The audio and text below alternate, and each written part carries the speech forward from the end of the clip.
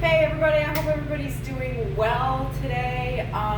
Today's topic, I wanted to talk a little bit about unilateral training, and what that means is using one side at a time. So one leg, one arm, and it's really, really important, one, to mix it in every so often. Just kind of balance things out, and if you do everything bilaterally all the time, like if you're always doing traditional deadlifts and back squats and all of that stuff, and you're always using the barbell, one side, everyone has one side that's stronger than the other. In some people it's more pronounced than others. But everyone has one side that's a little bit stronger. And when you're doing things bilaterally, when you're using like the barbell, say, or even just doing, body weight squats, your stronger side is always going to work harder. It's always going to put in a little bit more work than the weaker side.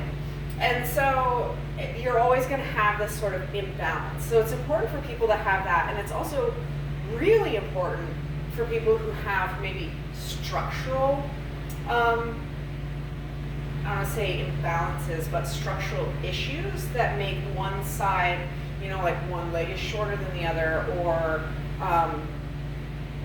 say really bad scoliosis where, their hips are not straight to the rest of their body, and so one side is always going to be a lot stronger. And it could be people that say do a really physical job and it requires them to use one side more than the other. And a good example of this is, for me, mucking stalls, I'm always mucking them like this. If I try to muck them like this, I try to every once in a while, and then it's too hard. And so for people that have a physical job that, or they're using their body in a specific way, kind of most of the time, if they play a sport like, say tennis, where they're always using one arm more than the other, stuff like that. Unilateral training can be really, really important to balance out both sides. And what that looks like is, say for the arms, using dumbbells instead of the barbell, and doing them alternating, as opposed to, say doing dumbbell overhead press, alternate the overhead press instead of doing it at the same time. And then you're concentrating on one arm at a time, and you're really focusing and also matching the strong side to the weak side. So always start, when you're doing unilateral training, start with your weak side first. Do what you can with your weak side, and then do only that many with the strong side, so that you don't start off with the strong side, which is kind of what usually, like, naturally people want to start with their strong side. Like, I usually start with my right hand doing most things. And if you do that, then you're gonna, do everything you can with the strong side, and your weak side can't keep up. So start with the weak side, and then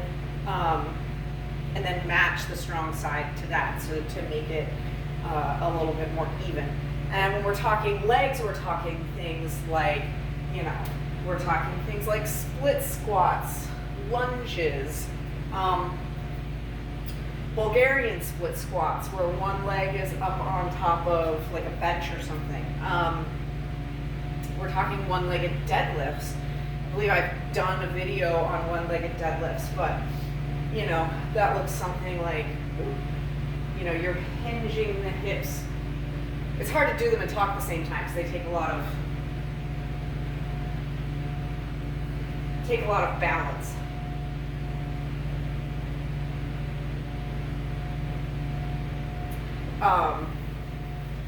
And that's another thing, is that unilateral training will challenge your balance. It'll challenge your core a little bit more to stay straight, to stay upright, to stay balanced, to stay, on your feet.